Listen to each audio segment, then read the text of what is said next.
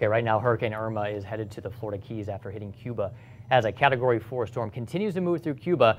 We have Alan Albanese on the phone right now, senior forecaster with the National Weather Service in Key West. Bill, are you there, sir? Good morning. Good morning. Good morning. You guys have quite the day ahead of you, don't you? Yeah, that's our job. That's our job. Hey, good morning. And we appreciate everything that you guys do. So you're telling us that you guys are staying there, right?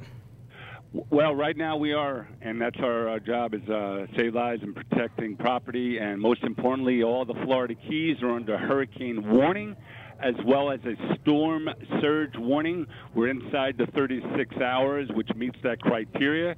With this system now moving west-northwestward along the west central coast of Cuba, currently it's packing 155-mile-an-hour winds, and they can like to make it simple. There's 4 hors d'oeuvres with the hurricane being the entree. You've got the storm surge, you've got the strong winds, you've got the heavy freshwater rain, as well as the possibility of tornadoes. So with that, all 4 major hurricane impacts are possible to be impacting the Florida Keys during the next 12 to 36 hours. So again, there's been a mandatory evacuation for roughly 36 hours for everyone, all the locals here in the Florida Keys, and the current track brings it west-northwestward and then a gradual turn towards the northwest across portions of the lower and middle Keys.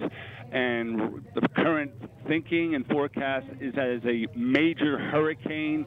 And again, with that, it's greater than 115 mile an hour sustained. And with the power of the system and its history of being up to 185 degrees, 185 miles an hour, it is a major potentially catastrophic threat to all the Florida Keys. Alan, let me ask you, with those incredible hazards there and those threats to the Keys, and we're going to see some of those here in the Bay Area as well in Southwest Florida. What can people expect the damage to be? A lot of people have vacation. They've been to Key West. They've been to the Keys. What can they expect? Well, again, the core of the hurricane, you have, everybody knows about the eye. You get calm. You can sit there, no problems.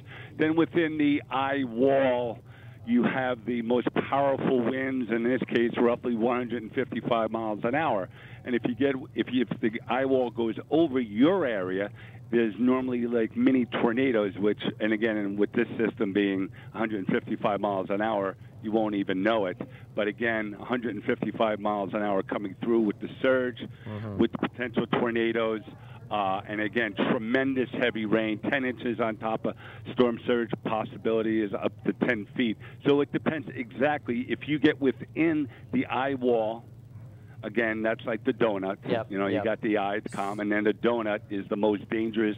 And then just to the right, you add the direction. So if the storm is moving northwest at 15 miles an hour, it's packing 155. You're actually accumulating 170 miles an hour. So you're talking